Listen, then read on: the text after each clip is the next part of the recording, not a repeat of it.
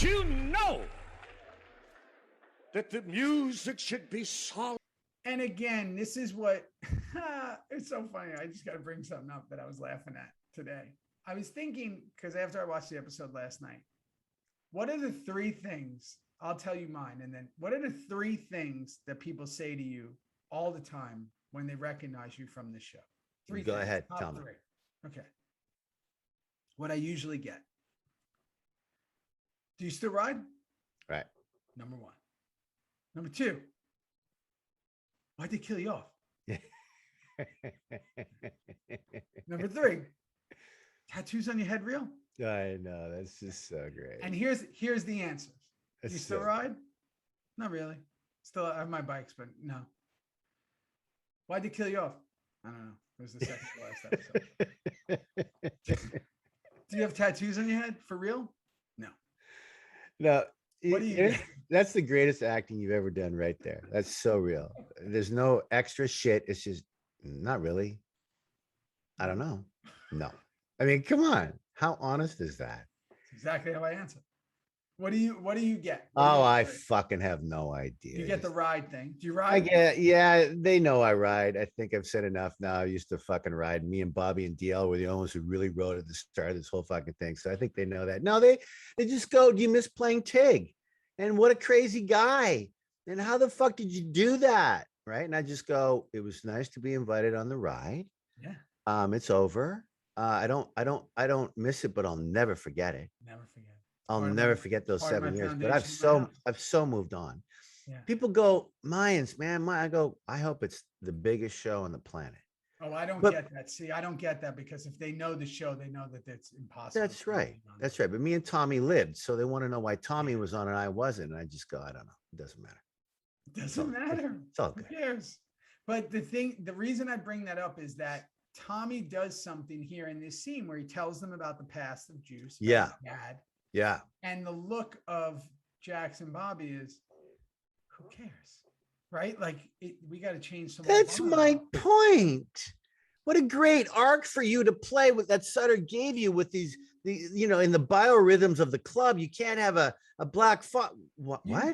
Right. So what? So let's change the rules right now. So what'll happen a lot is that I'll run into people in real life, in whatever this life is called, and they'll go, why didn't you just tell the club? And I'll go, well, one, Theo definitely didn't have that ability because it was Juice, and his words were written for him by someone else. And if I told them, then there would be no arc and no show, right? So it's just part of, but it's interesting because that almost proves that moment where they tell Jax, they tell Bobby, and everybody's like, who gives a fuck? And you go, oh my God, Juice put himself in all this chaos for nothing. And I just love that because I didn't remember this episode. I love seeing Tommy's reaction because it really does build up a lot to what happens later. So he does, what's really interesting is Jax says, let him kill himself. And this guy's basically become a serial killer at this point.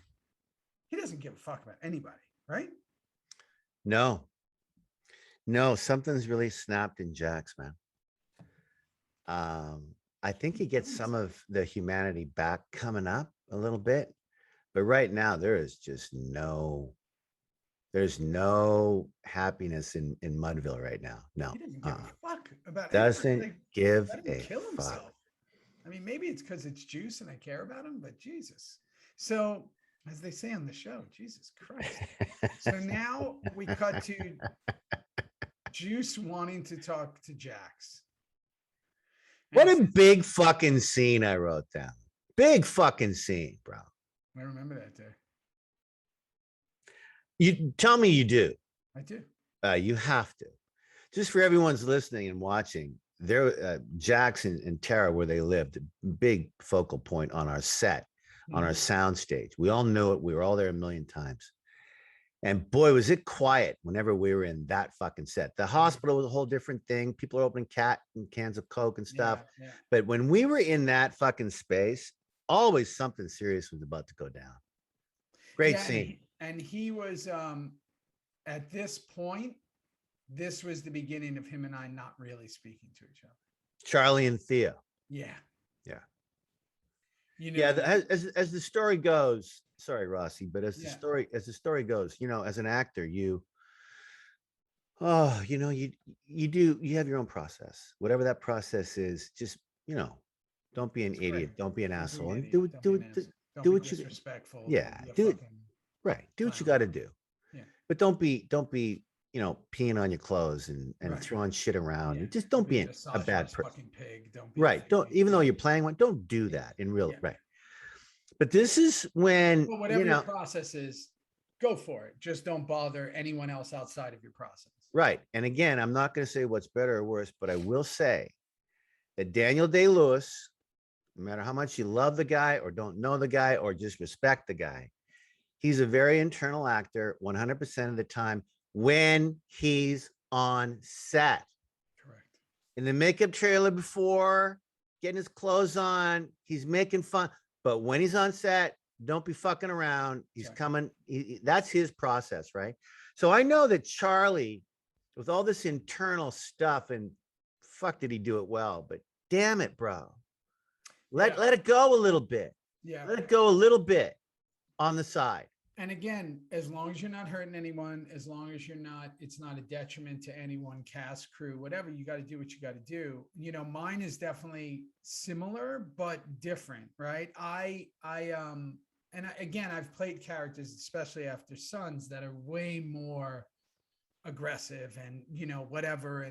But my whole thing is like on the set, when I'm in there, I'm very quiet now.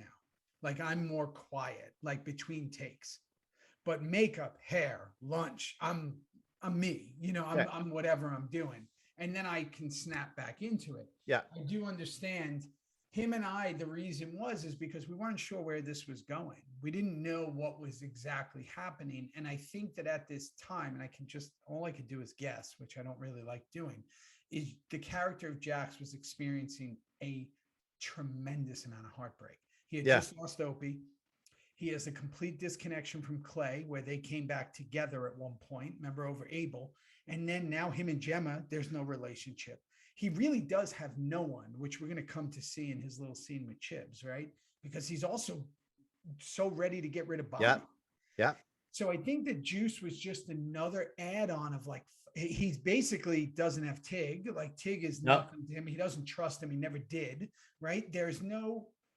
So this is a guy who's being made more of an island.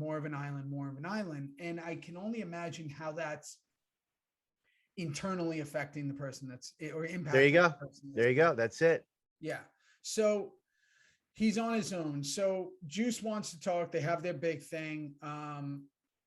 He leverages him just like he leverages Gemma. So everybody at one point, just like he leveraged Tig, everybody at one point is basically working for Jax. Like that's what it is, emotionally working for him.